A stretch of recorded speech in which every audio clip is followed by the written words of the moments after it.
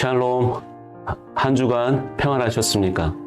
요즘 코로나로 인하여 근심과 염려가 많은 한 주간인 것 같습니다. 그리할지라도 누가복음 12장 6절 참새 5마리가 두 아사리온에 팔리는 것이 아니냐? 그러나 하나님 앞에는 그 하나도 잊어버리시는 바 되지 아니하는도다. 이 말씀처럼 우리에겐 믿음이 더 필요하다고 하시는 것 같습니다. 오늘의 말씀입니다. 누가복음 12장 22절에서 31절 말씀입니다. 또 제자들에게 이르시되 그러므로 내가 너희에게 이르노니 너희의 목숨을 위하여 무엇을 먹을까 몸을 위하여 무엇을 입을까 염려하지 말라. 목숨이 음식보다 중하고 몸이 의복보다 중하니라. 까마귀를 생각하라. 심지도 아니하고 거두지도 아니하며 골방도 없고 창고도 없으되 하나님이 기르시나니 너희는 새보다 얼마나 더 귀하냐. 또 너희 중에 누가 염려함으로 그 길을 한 자나 더할 수 있느냐. 그런즉 지극히 작은 것이라도 능치 못하거든 어찌 그 다른 것을 염려하느냐. 백합화를 생각하여 보아라.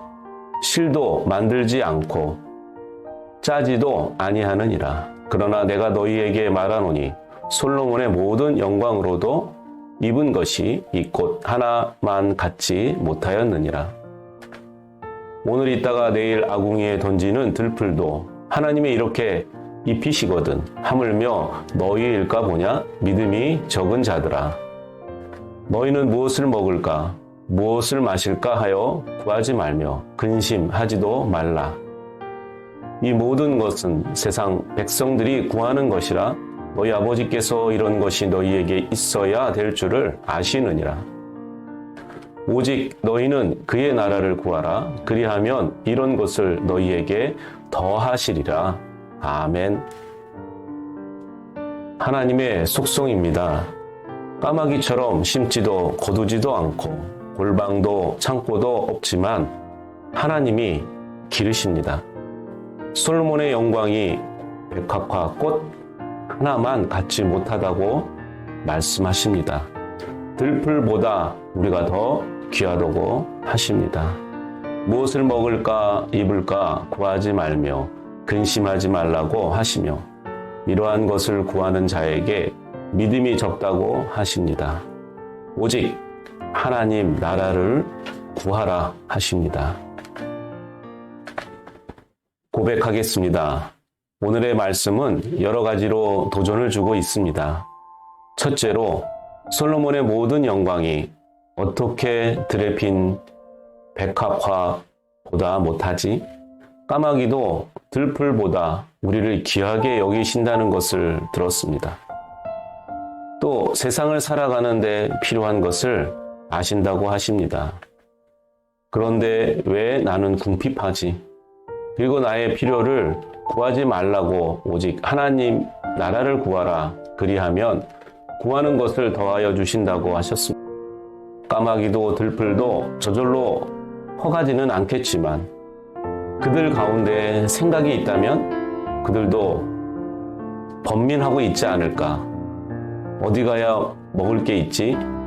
다른 강한 놈에게 잡아먹히지 않을까 생각합니다.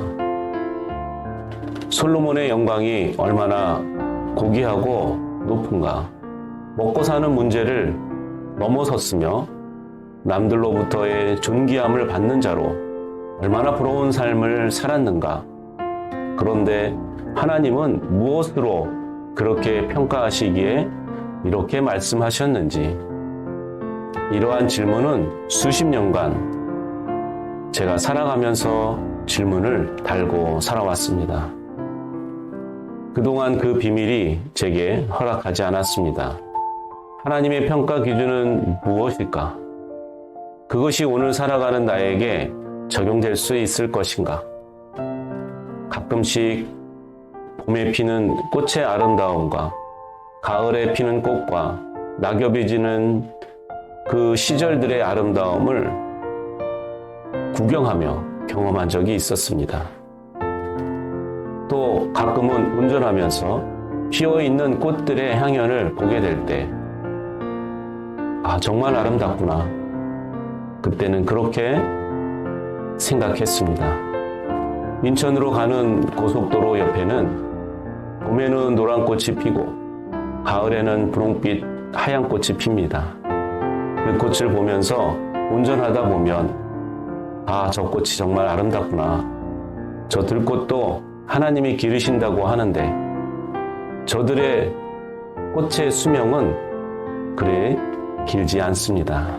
때로는 봄이 지나고 여름이 될 때 또 여러 가지 꽃들이 필 것을 기대하며 또 운전을 합니다.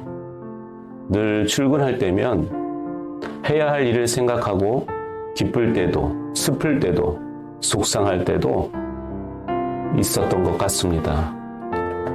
그래, 그것이 목숨보다 중할까? 미리 생각하고 잘 고민한다고 그렇게 되는 것도 아니라는 것을 알고 있습니다. 나는 오늘 왜 염려를 하지? 어차피 내 생각대로 되지도 않을 텐데. 정말 남을 섬긴다는 것은 나의 옳다 하는 것을 줄이고 다른 사람의 옳다 하는 것을 존중하고 또 다른 사람의 심령이 상하지 않게 하는 것입니다. 그러니 더 내 생각대로 저 의지대로 하지 못한다는 것을 더 잘 알고 있습니다. 그리고 저의 옳다함을 증명하는 시간이 더 오래 걸려서 정말로 더 억울할 때가 많습니다. 그때는 예수님 앞에 나가 그 억울함을 토로하며 위로를 얻습니다. 그렇습니다. 오늘도 나의 마음은 분주합니다. 오늘도 내일을 위해 오늘을 수고해야 한다고 세상은 말합니다.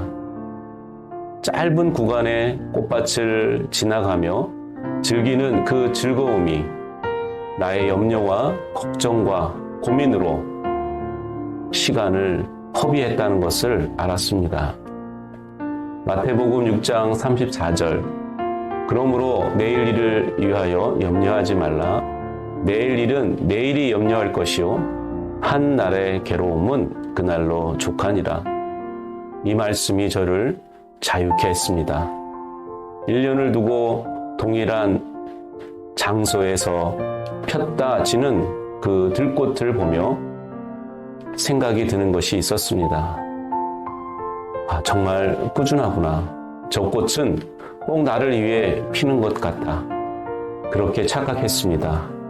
그래, 근데 누가 물을 주고 누가 햇빛을 주고 누가 바람을 주지?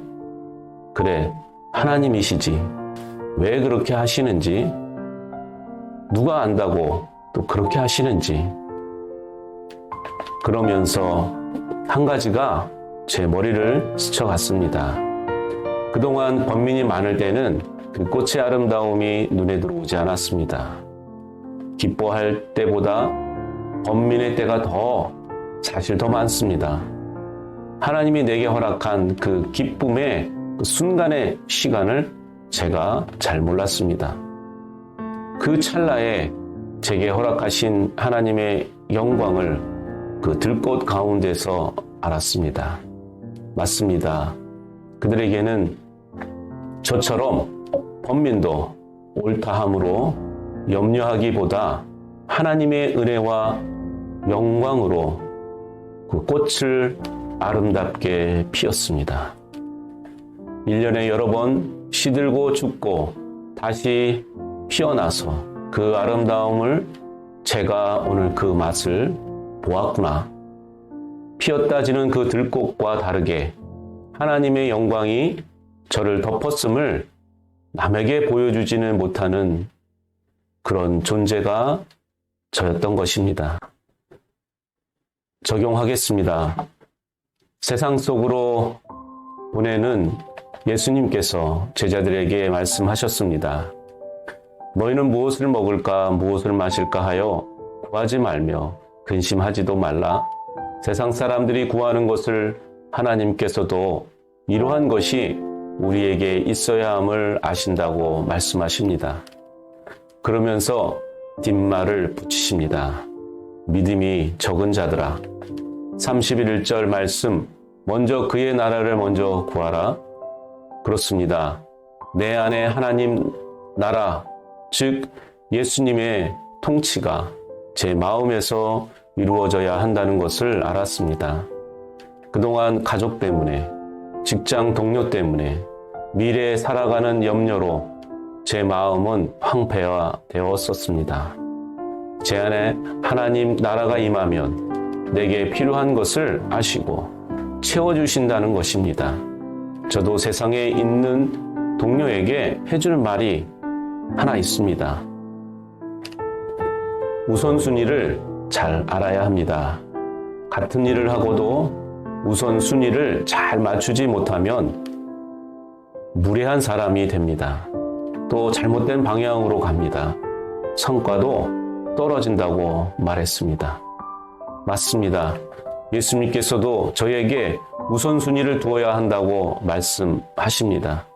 제 안에 하나님 나라가 임하게 하시고 나의 생활이 나의 모습 속에서 나의 행동 속에서 하나님의 은혜와 영광을 입은 저 들꽃처럼 저를 보고 하나님의 영광을 입었음을 알게 할 수 있을까 하는 질문을 저에게 던져봅니다. 아, 그렇습니다. 제가 저 들꽃보다 못하다는 것을 알게 되었습니다.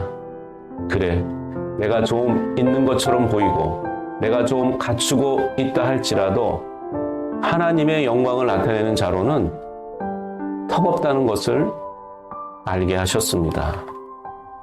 제가 만약 솔로몬같이 부유하고 더 많이 가졌고 지식이 있고 더 많은 것을 소유한 자였다라도 돌에 핀 백합한 만큼 하나님의 영광을 나타내는 자로는 매우 부족하다는 것을 알았습니다. 예수님, 제게 임하여 주옵소서. 저 때문에 실망치 마시고 저를 떠나지 마옵소서. 주님, 제게 믿음을 더하여 주옵소서. 제 안에 있는 마음의 방에는 이제 전쟁보다 주님이 허락하신 평안을 저에게 주옵소서. 아멘. 이 시간은 중보기도 시간입니다. 이 땅을 축복하셔서 경제적인 부흥이 일어나게 하심을 감사합니다. 주님, 아프리카 에티오피아라는 나라가 있습니다. 사도 빌립에게 복음을 전해들은 황관으로부터 기독교 복음이 전파되어진 나라입니다. 우리나라보다 더 복음의 역사가 깊습니다. 또한 이 나라가 6.25 전쟁 때 우리를 도와준 나라입니다. 주님, 에티오피아를 위해 기도하기를 원합니다.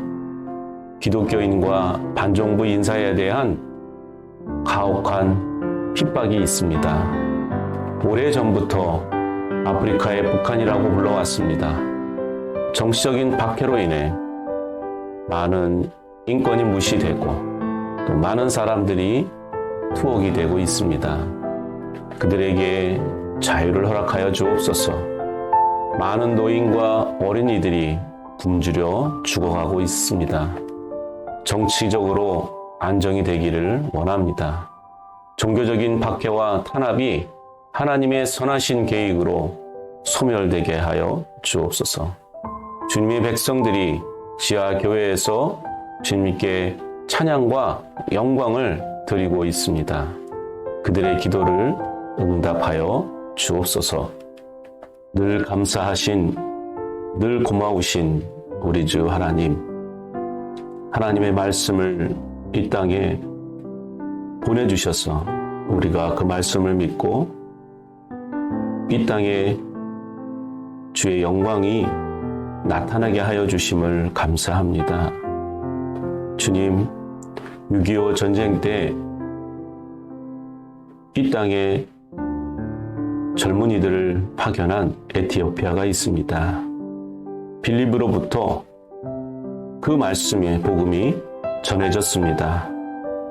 저희보다 더 깊은 기독교 역사를 갖고 있습니다. 하오나 주님, 그 땅에는 많은 정치적인 또 인권의 탄압들이 벌어지고 있습니다. 주님 용서하여 주시옵소서. 주님 그들 가운데에 주의 백성들이 지하 학교에 숨어들며 그 어두운 데서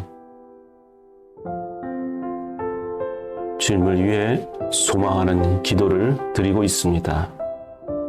또 많은 노인과 어린이들이 배고픔으로 굶주리고 있습니다. 주님, 에티오피아를 바라봐 주옵소서. 그 땅이 주님의 그 선하신 계획으로 그 땅이 회복되어지기를 간절히 바라오고 원합니다. 정직하고 겸손하고 주님을 경외하는 자가 리더로 이루어지고 세워지기를 간절히 바라오고 원합니다. 주님 인도하여 주시옵소서. 에티오피아가 다시 새롭게 일어나서 다시 성령의 부흥이 일어나게 하여 주시며 경제적인 어려움 속에서 다시 일어나서 주님 잘 사는 나라가 되어지기를 소망합니다. 주님 이루시옵소서. 주님 역사하여 주시옵소서. 에티오피아를 통하여서 아프리카의 복음의 새로운 역사가 일어나기를 간절히 바라옵고 소망합니다. 늘 우리와 함께 우리의 모든 것들을 아시며 우리의 궁핍을 채워주시는 우리 주 예수 이름으로 기도드립니다. 아멘. 감사합니다. 또 한 주간 승리하시기를 소망합니다.